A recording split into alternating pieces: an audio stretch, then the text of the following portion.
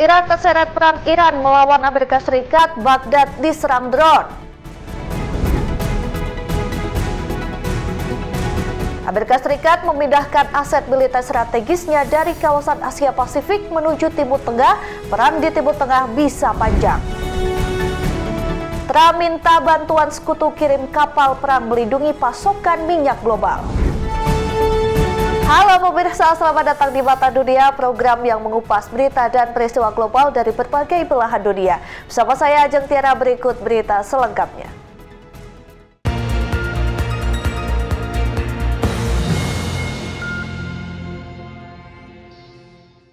Kita ke informasi yang pertama, pemirsa. Perang Iran melawan Amerika Serikat menyeret Irak.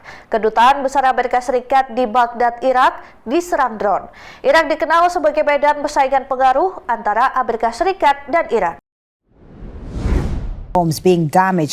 Kedutaan Besar Amerika Serikat di Baghdad, Irak, diserang drone pada Sabtu pagi 14 Maret 2026. Serangan ini terjadi setelah 3 anggota kelompok bersenjata Kataib Hezbollah didukung Iran tewas dalam serangan di ibu kota Irak. 2 pejabat keamanan Irak mengatakan kepada AFP kompleks kedutaan tersebut menjadi target serangan drone. Kedutaan Besar Amerika Serikat belum segera memberikan tanggapan atas permintaan komentar mengenai insiden ini. Kedutaan Amerika Serikat di Baghdad menjadi sasaran sejak pecah konflik terbaru di kawasan Timur Tengah. Irak dikenal sebagai medan persaingan pengaruh antara Amerika Serikat dan Iran. Ketegangan di negara ini meningkat setelah serangan Amerika Serikat dan Israel terhadap Iran pada 28 Februari 2026 memicu eskalasi konflik di kawasan. Serangan berulang juga terjadi di sekitar Bandara Internasional Erbil serta Konsulat Jenderal Amerika Serikat. Serangan drone menargetkan kompleks Bandara Baghdad menjadi lokasi pangkalan militer dan fasilitas diplomatik Amerika Serikat. Dalam serangan, 3 anggota kelompok tewas termasuk seorang komandan. Kataib Hezbollah menggelar prosesi pemakaman di Baghdad bagi 3 anggotanya, termasuk Komandan Abu Ali Al-Amiri. Ya, Amerika Serikat memindahkan aset militer strategisnya dari kawasan Asia Pasifik menuju Timur Tengah. Perang Amerika Serikat terhadap Iran sudah berlangsung lebih dari 2 pekan, merembet dan membawa Timur Tengah ke dalam konflik. Washington dianggap terlalu optimistis dan terjebak angan-angan sehingga gagal mengantisipasi taktik perang asimetris yang diluncurkan Tehran. A major American military buildup is underway in the Middle East. Amerika Serikat memindahkan aset militer strategisnya dari kawasan Asia Pasifik menuju Timur Tengah saat meningkat intensitas konflik dengan Iran menguras sumber daya militer Amerika Serikat di kawasan Timur Tengah. Diberitakan Associated Press, seorang pejabat Amerika Serikat menerangkan unit ekspedisi marinir ke-31 berbasis di Okinawa, Jepang, serta kapal serbu amfibi USS Tripoli dari Sasebo, Prefektur Nagasaki, dikerahkan ke Palagan, Timur Tengah. Pengerahan ini sebagai respon mulai menipis pertahanan Amerika Serikat di Timur Tengah usai dihantam serangan balasan dari Iran. Pasukan Amerika Serikat dan Israel melancarkan operasi militer ke Teheran pada Sabtu 28 Februari 2026. Laporan pengerahan ini pertama kali diangkat The Wall Street Journal. Pekan ini Angkatan Laut Amerika Serikat memiliki 12 kapal, termasuk kapal induk USS Abraham Lincoln dan 8 kapal perusak beroperasi di Laut Arab. Jika Tripoli bergabung, maka kapal ini akan menjadi kapal terbesar kedua setelah Lincoln. Diperkirakan kapal tiba di Timur Tengah pada akhir minggu ini. Saat ini perang berlangsung 2 pekan, merembet dan menyeret Timur Tengah ke dalam pusaran konflik. Washington dianggap terlalu optimistis dan terjebak dalam angan-angan sehingga gagal mengantisipasi taktik perang asimetris yang diluncurkan Teheran. Dilaporkan Reuters Kamis 13 Maret 2026, Direktur Proyek Iran di International Crisis Group Ali Faiz menyebutkan Washington tidak memiliki strategi matang. Ketidaksiapan terlihat dari kegagalan Washington mengantisipasi serangan drone terhadap negara-negara Teluk hingga gangguan masif di jalur pelayaran internasional. Washington is reinforcing its ability to Sementara itu, pemirsa, Presiden Amerika Serikat Donald Trump meminta bantuan negara sekutu mengirim kapal perang membantu melindungi pasokan minyak global yang melintasi Selat Hormuz. Di sisi lain, Komandan Angkatan Laut Korps Garda Revolusi Islam Iran atau IRGC Ali Reza Tangsiri menegaskan Selat Hormuz belum ditutup secara militer. Presiden Amerika Serikat Donald Trump meminta bantuan ke sejumlah negara sekutu untuk mengirim kapal perang membantu melindungi pasokan minyak global yang melintasi Selat Hormuz pada Sabtu 14 Maret 2026. Trump tidak merinci negara mana yang dipastikan terlibat dalam operasi ini. Diketahui pada hari ke-15 konflik antara Amerika Serikat dan Israel melawan Iran, jalur pelayaran strategis ini ditutup akibat ancaman serangan dari Iran. Selat Hormuz merupakan jalur laut penting menjadi rute sekitar 1/5 pengiriman minyak dunia serta gas alam cair. Melalui unggahan di platform Truth Social pada Sabtu, Trump menyebut sejumlah negara diharapkan turut berkontribusi bersama Amerika Serikat menjaga keamanan Selat Hormuz. Al Jazeera melaporkan Trump menyebut beberapa negara diharapkan ikut terlibat, di antaranya China, Prancis, Jepang, Korea Selatan, dan Inggris. Trump menegaskan Amerika Serikat akan terus mengambil langkah militer termasuk menyerang wilayah pesisir serta menargetkan kapal dan perahu Iran di perairan. Di sisi lain, Komandan Angkatan Laut Korps Garda Revolusi Islam Iran atau IRGC, Ali Reza Tangsiri, menegaskan Selat Hormuz belum ditutup secara militer. Menurutnya, jalur pelayaran hanya berada di bawah pengawasan Iran. Melalui unggahan di platform X, Tangsiri menanggapi klaim Trump menyebut Amerika Serikat menghancurkan kekuatan Angkatan Laut Iran. Ali Reza Tangsiri menilai klaim tersebut tidak akurat. Tangsiri menyebut Washington keliru saat mengklaim mengawal kapal tanker minyak secara penuh. Ali Reza Tangsiri menerangkan Amerika Serikat kini justru meminta bantuan dari negara lain untuk menjaga jalur pelayaran. The Japan Times Minggu 15 Maret 2016 memberitakan ketika perang memasuki minggu ketiga, Iran menunjukkan sikap menantang setelah pasukan Amerika Serikat menyerang fasilitas militer di Pulau Karg. Pulau ini merupakan pos strategis di Teluk menangani sekitar 90% ekspor minyak Iran. Serangan pesawat tak berawak dilaporkan mengganggu pusat energi di Uni Emirat Arab. While in Lebanon, authorities say Israeli strikes. Ya, Presiden Amerika Serikat Donald Trump mengumumkan pasukan Amerika Serikat membombardir pangkalan militer Iran di Pulau Karg. Pulau yang terletak di lepas pantai barat daya Iran merupakan tulang punggung ekonomi Iran. Pulau ini memproses 90% dari total ekspor minyak negara, menangani sekitar 950 juta barel setiap tahunnya. Entered its third week, Iran projected defiance after U.S. forces. Presiden Amerika Serikat Donald Trump mengumumkan pasukan Amerika Serikat membombardir pangkalan militer Iran di Pulau Karg terletak di lepas pantai barat daya Iran dan memperingatkan infrastruktur minyak menjadi sasaran serangan selanjutnya. Al Jazeera melaporkan Pulau Karg menjadi pusat terbaru perang Amerika Serikat dan Israel di Iran pada Sabtu dini hari 14 Maret 2026. Adalah pulau terlarang bagi masyarakat Iran. Gugusan karang seluas 22 km persegi atau 8,5 mil persegi di Provinsi Bushehr ini diselubungi kerahasiaan yang ketat dan dijaga Korps Garda Revolusi Islam atau IRGC. Tempat ini hanya bisa diakses oleh mereka yang memiliki izin keamanan resmi. Pulau Karg terletak 55 km atau 34 mil di barat laut pelabuhan Bushehr dan 15 mil laut setara dengan sekitar 28 km dari daratan utama Iran, merupakan tulang punggung ekonomi Iran tak terbantahkan. Pulau ini memproses 90% dari total ekspor minyak negara, menangani sekitar 950 juta barel setiap tahunnya. Kedalaman ini memungkinkan kapal tanker super raksasa berlabuh dengan aman dan membuat minyak mentah terutama ditujukan pasar Asia dengan China sebagai importir utama. Melalui media sosialnya Sabtu 14 Maret 2026, Trump menyebut Komando Pusat Amerika Serikat melakukan salah satu serangan bom paling dahsyat dalam sejarah Timur Tengah dan benar-benar menghancurkan setiap target militer di permata mahkota Iran. Trump mengatakan Amerika Serikat tidak menghancurkan fasilitas minyak di pulau tersebut. Namun Trump memberikan ancaman ke Iran jika mengganggu jalur pelayaran kapal di Selat Hormuz. Serangan Iran hampir menghentikan lalu lintas maritim di Selat Hormuz. Karg mengalami perkembangan selama ekspansi minyak Iran pada tahun 1960-an dan 1970-an. Sebagian besar garis pantai negara ini terlalu dangkal untuk kapal tanker super. Totally obliterated military targets on the island, though Iran. Informasi selanjutnya, Washington dan Tehran sama-sama belum tertarik menghentikan konflik yang berlangsung sejak akhir Februari 2026. Tehran menegaskan tidak memiliki alasan berunding dengan Amerika Serikat. Di sisi lain, Trump menolak upaya pembicaraan karena pemerintahannya ingin menekan kemampuan militer Iran.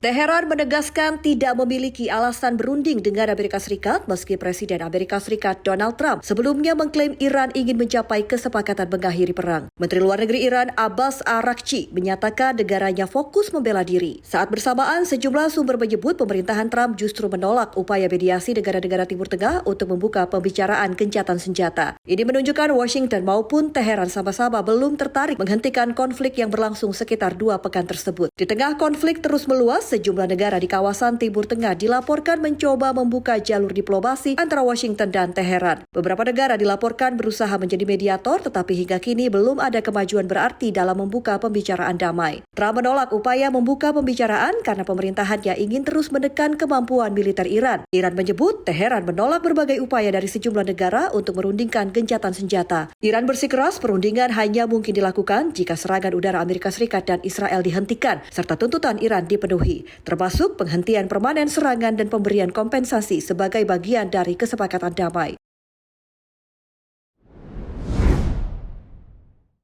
Iran dan Hizbullah serang Israel. Informasi selengkapnya usai jeda, tetap saksikan Mata Dunia.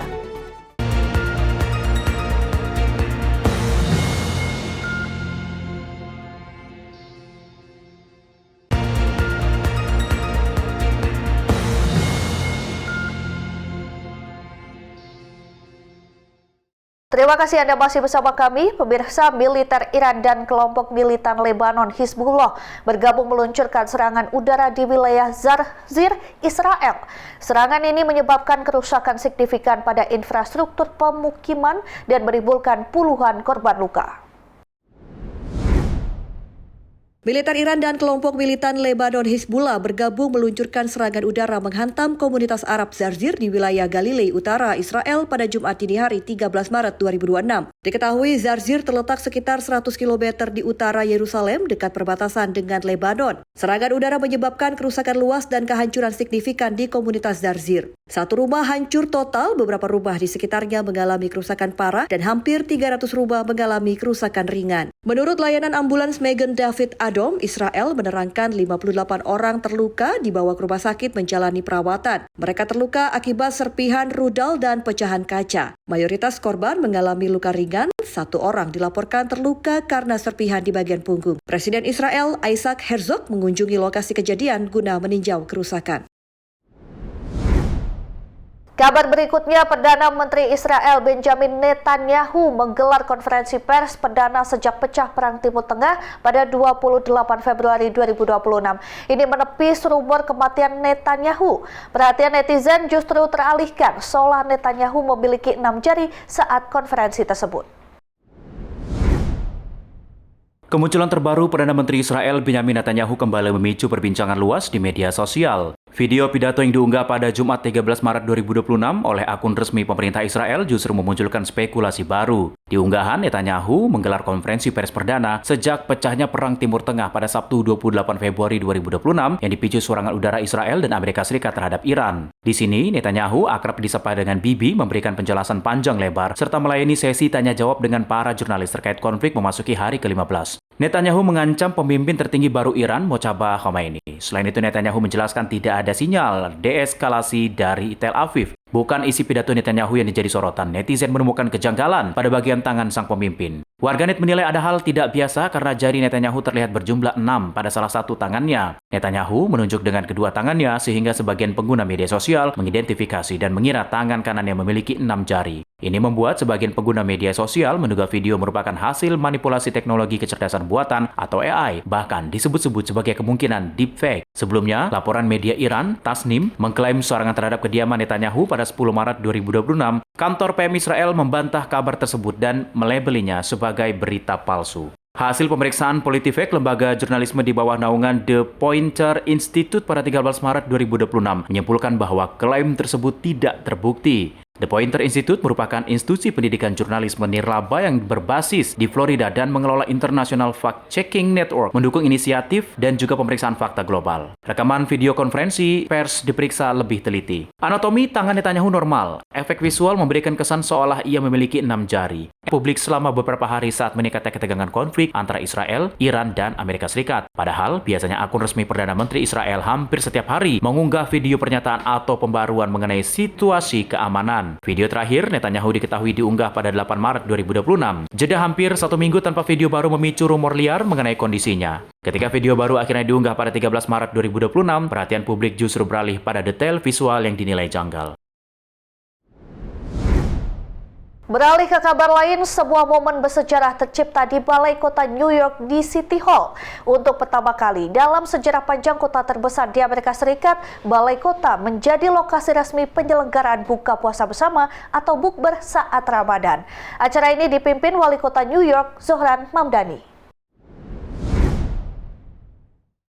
Momen bersejarah terjadi di Balai Kota New York di City Hall, Amerika Serikat untuk pertama kali dalam sejarah panjang kota terbesar di Amerika Serikat. Balai Kota menjadi lokasi resmi penyelenggaraan buka puasa bersama atau bukber. Wali Kota Zohran Mamdani menggelar acara buka puasa bersama di Balai Kota New York City, Amerika Serikat pada Rabu 11 Maret 2026 waktu setempat. Acara ini menjadi momen bersejarah. Zohran Mamdani dikenal sebagai wali kota muslim pertama dalam sejarah New York City. Mamdani menyebut kegiatan iftar di Balai Kota sebagai simbol keterbukaan serta keberagaman menjadi bagian dari identitas kota. Buka puasa bersama ini dihadiri staf pemerintahan, tokoh komunitas, serta warga dari berbagai latar belakang yang berkumpul dalam suasana Ramadan, mempererat hubungan antar komunitas di kota terbesar di Amerika Serikat. Pemerintah kota menyebut kegiatan ini sebagai bagian dari upaya membangun dialog dan kebersamaan antara warga, sekaligus menegaskan komitmen pemerintah kota mendukung nilai keberagaman dan inklusivitas. Meski mendapat perhatian luas di media sosial, acara ini memicu berbagai tanggapan di kalangan publik dan politik Amerika Serikat, terutama mengenai peran agama dalam ruang publik di lingkungan pemerintahan.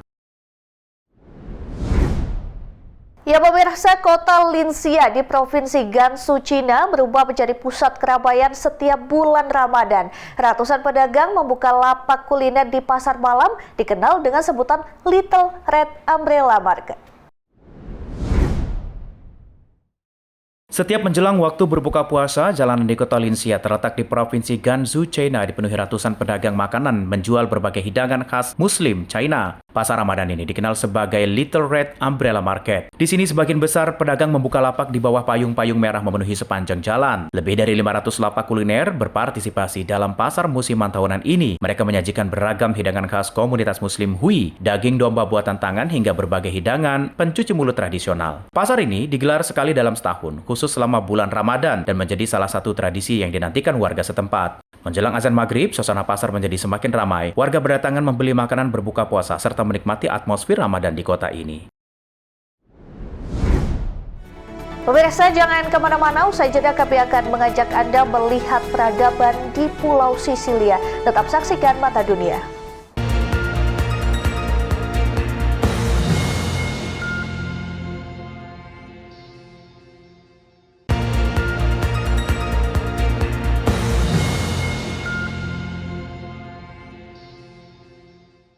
Anda kembali menyaksikan Mata Dunia. Pemirsa, Pulau Sisilia di Italia Selatan dikenal sebagai salah satu wilayah paling bersejarah di kawasan Laut Mediterania.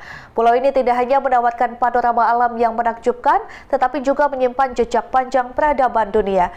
Mulai dari pengaruh Yunani, Romawi, hingga peradaban Islam yang pernah berkembang di wilayah ini. Bagaimana sejarah Sisilia? Berikut tayangannya untuk Anda.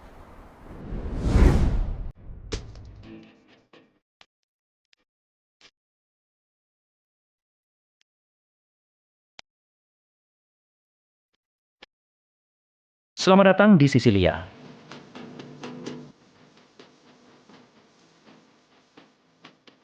Pulau Sisilia terletak di selatan Italia, tepat di jantung Laut Mediterania. Letaknya yang strategis menjadikan wilayah ini sejak ribuan tahun lalu sebagai jalur perdagangan penting antara Eropa, Afrika, dan Timur Tengah. Pulau terbesar di Mediterania ini memiliki luas lebih dari 25.000 km persegi. Sejarah mencatat berbagai bangsa pernah menguasai wilayah ini, mulai dari Yunani kuno, Romawi, Bizantium, Arab, hingga bangsa Norman. Akibatnya kebudayaan Sisilia menjadi perpaduan unik antara tradisi Eropa dan Timur Tengah. Pengaruh tersebut terlihat jelas dalam arsitektur bangunan, bahasa lokal hingga tradisi kuliner masyarakatnya. Pada abad ke-9, Sisilia memasuki babak sejarah baru ketika pasukan Muslim dari Afrika Utara mulai menaklukkan pulau ini.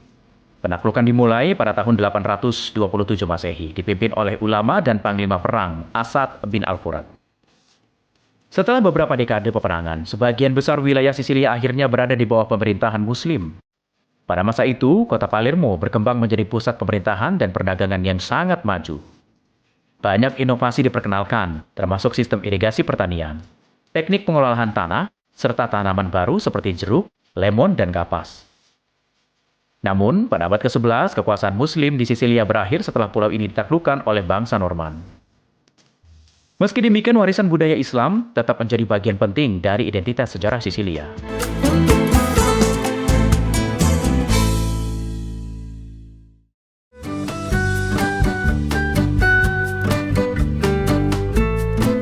Di pantai timur Sisilia, berdiri kota Catania yang menjadi kota terbesar kedua pulau ini setelah Palermo. Kota ini berada tepat di kaki Gunung Etna yang menjadikannya salah satu kota paling unik di Italia. Kehidupan masyarakat Catania yang sangat dinamis, pasar tradisional, kafe, serta restoran kecil ini menjadi bagian dari kehidupan sehari-hari warga.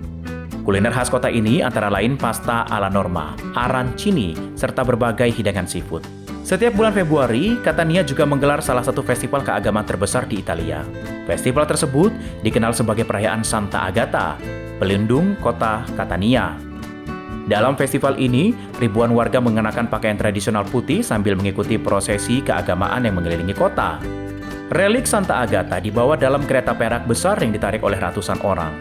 Suasana kota berubah menjadi sangat meriah, dengan kembang api, doa bersama, serta berbagai makanan tradisional yang dijual di sepanjang jalan. Festival ini bahkan menjadi salah satu perayaan religius terbesar di kawasan Mediterania.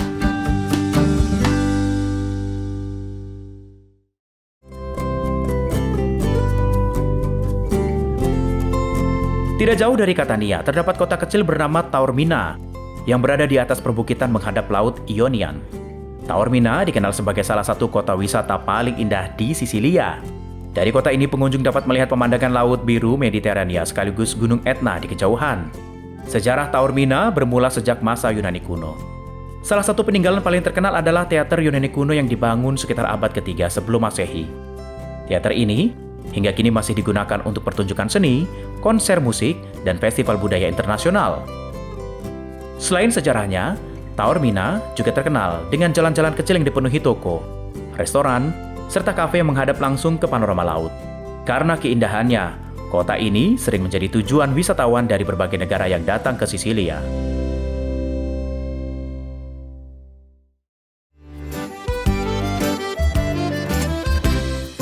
Sementara itu di bagian barat pulau berdiri kota Palermo yang merupakan ibu kota wilayah Sisilia.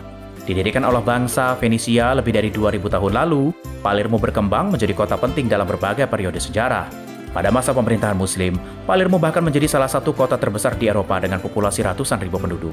Kini, kota ini terkenal dengan pasar tradisional yang ramai seperti Balaro, Fukiria, dan Capo Market. Selain itu, Palermo juga menjadi destinasi wisata populer karena arsitektur bersejarahnya yang memadukan gaya Arab, Norman, dan Barok.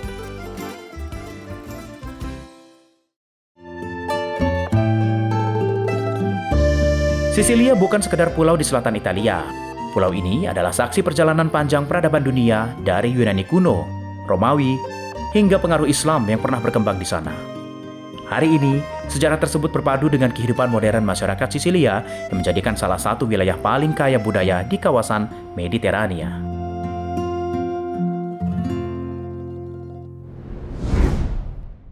Selanjutnya ada kabar dari penyanyi asal Inggris Biba Dubi merilis single terbaru berjudul All I Did Was Dream of You bersama band indie pop nominasi Grammy The Marias.